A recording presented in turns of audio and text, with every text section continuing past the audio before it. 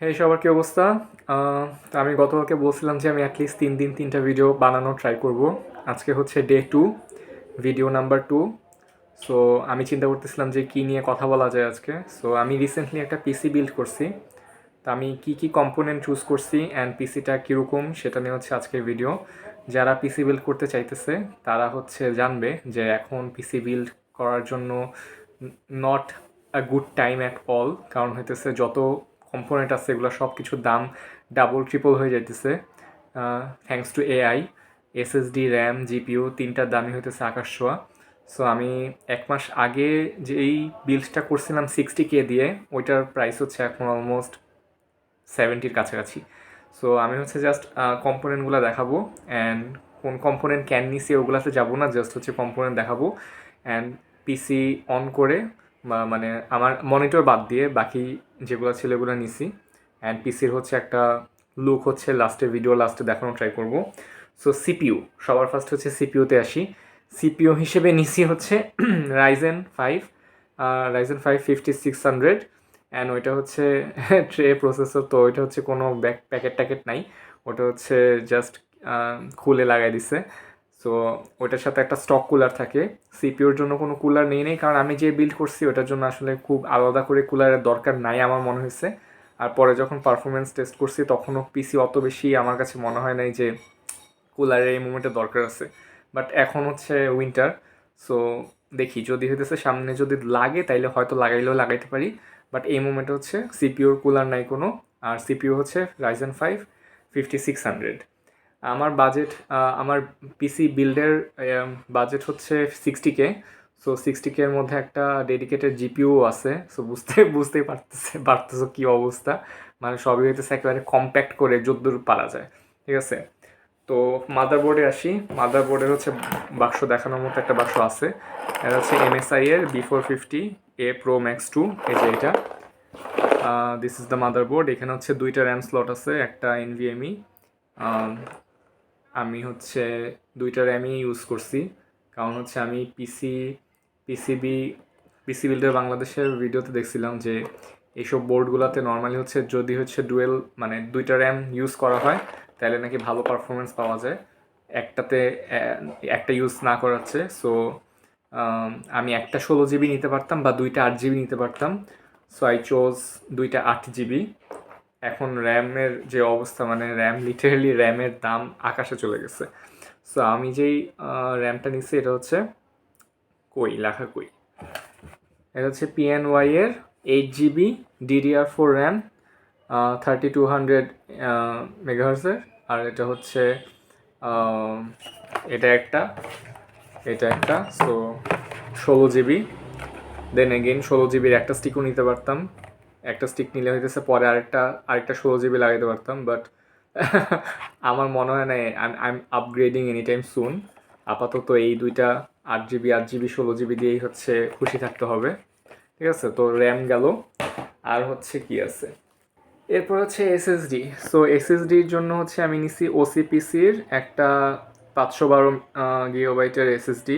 1 TB নিলে ভালো হইতো কারণ হচ্ছে আমার কাছে 1 TB কেনার অপশন ছিল। এখন মনে হইতেছে ভুল করছি, 1 TB নিলে বেস্ট হইতো। So this is the SSD OCPC NBL401 512 GB। আমি প্রাইসগুলো হইতেছে আশেপাশে কোথাও হচ্ছে দিয়ে দেওয়ার ট্রাই করব। এটা হচ্ছে দেন এগেন এটা হইতেছে আমি যখন নিছিলাম তখনকার প্রাইস, ওটার সাথে এখনকার প্রাইস মিলবে না। সো যারা হইতেছে মানে এখন দেখবে এই বিলটা এখন করতে গেলে হইতেছে আরও অনেক বেশি লাগবে। দেন জিপিইউতে হচ্ছে নিসি গিগাবাইটের ইন্টেল আর্ক A380। আমি আসলে খুব বেশি গেম খেলি না। আমার নর্মাল কিছু গেম আছে যেটা হচ্ছে আমার পিসিতে চললে more than good enough. Fortnite, Genshin Impact, তারপর হচ্ছে ক্লিয়ার অবস্কিউর নামে একটা গেম আমি রিসেন্টলি খেলছি, বেশ ভালো। মানে এটা গেম অফ দ্য ইয়ার হয়েছে, মজাই লাগছে খেলে। দেন হচ্ছে ভ্যালোরেন্ট, মানে যেগুলো হচ্ছে এগুলো খেলার জন্য আসলে খুব বেশি জিপিওর দরকার নাই। আমি তাও হচ্ছে আমার মোটামুটি হালকা পাতলা গেমিং অ্যান্ড হালকা পাতলা ভিডিও এডিটিং, হালকা পাতলা কাজ সব কিছুই হালকা পাতলা করার জন্য মোটামুটি একটা রাখা দরকার। সো গিগাবাইটের ইন্টেল আর্ক A380 এটা হচ্ছে নিছি, অ্যান্ড এটা হচ্ছে 6 GB wind force edition, OC edition, আরও কী কী আছে, আচ্ছা এই দিস ইজ দ্য জিপিইউ। এরপর হচ্ছে পিএসইউ পাওয়ার সাপ্লাই নিচে হচ্ছে একটা থার্মাল রাইটের 550 ওয়াটের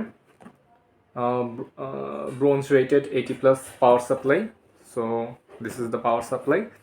আর last but not the least, আমার যে কেসিং এটা হচ্ছে অনিক্স ভ্যালুটপের অনিক্স 8।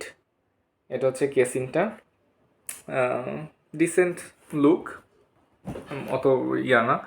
সো এই ছিল হচ্ছে আমার মোটামুটি পিসি বিল্ড।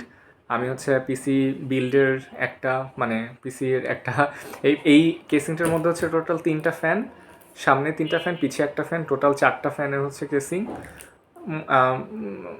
ডিসেন্ট মানে চলে, খারাপ না, কাজ চালানোর মতো গুড এনাফ।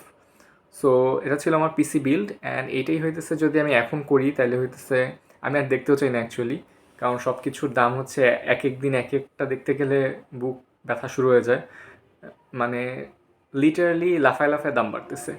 কেউ যদি পিসি বিল্ড করতে চায় আমার সাজেশন থাকবে এসএসডি, র্যাম, জিপিইউ, এই তিনটা অ্যাটলিস্ট হচ্ছে আগে আগে কিনে রেখে দিলেও মানে র্যামটা স্পেশালি, র্যাম আর জিপিওর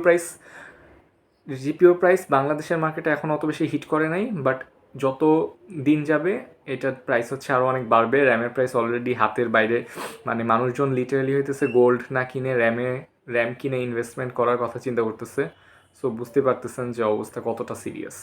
সো যারা পিসি বিল্ড করতে চায় তারা হইতেছে যত তাড়াতাড়ি পসিবল র্যাম, জিপিইউ, এসএসডি এই তিনটা অ্যাটলিস্ট কিনে রেখে স্টকে রাখতে পারেন, কারণ সামনে এই জিনিসগুলোর দাম কমার কোনো চান্স নেই। মানে মার্কেটে যারা এক্সপার্ট আছে তারা বলতেছে অ্যাটলিস্ট 1-2 বছরের মধ্যে তো হইতেছে এগুলোর প্রাইস হচ্ছে নর্মাল হবেই না, কারণ হইতেছে মার্কেটে হচ্ছে একটা বড় র্যাম শর্টেজ দেখা গেছে। এআই এর জন্য হইতেছে বড় বড় কোম্পানিগুলো হইতেছে অনেক বেশি তাদের যে দরকার তারা অনেক বেশি ডিমান্ড দিয়ে রাখছে, অ্যান্ড র্যাম হচ্ছে বানায়ও মাত্র মনে হয় 3টা কোম্পানি। ওই 3টা কোম্পানির মধ্যে হইতেছে মনে হয় একটা বলছে যে তারা কনজিউমার লেভেল র্যাম ক্রিয়েট করবে না, মানে তারা হইতেছে সরে আসতেছে। So things are getting difficult যারা হইতেছে আমাদের মতো আছে আর কি। মানে আসলে বানানো তো স্টপ হবে না, বাট দেন এগেইন সেম বিল্ডের জন্য হচ্ছে অনেক বেশি টাকা মানুষজনকে গুনতে হবে। So yeah, that's it for today. আমি টানা 2 দিন ভিডিও বানাইছি, ও মাই গড, দ্যাটস নিউ। সো আবার হচ্ছে নেক্সট কালকে আরেকটা ভিডিও নিয়ে দেখা হবে। আর আপনি এখন হচ্ছে আমার যে বিল্ড আছে ওই বিলটার হচ্ছে কিছু কিছু বিরল দেখে ঘুমায় পড়েন। যদি সকালে ভিডিওটা দেখেন তাহলে ঘুমায়েন না, ঠিক আছে?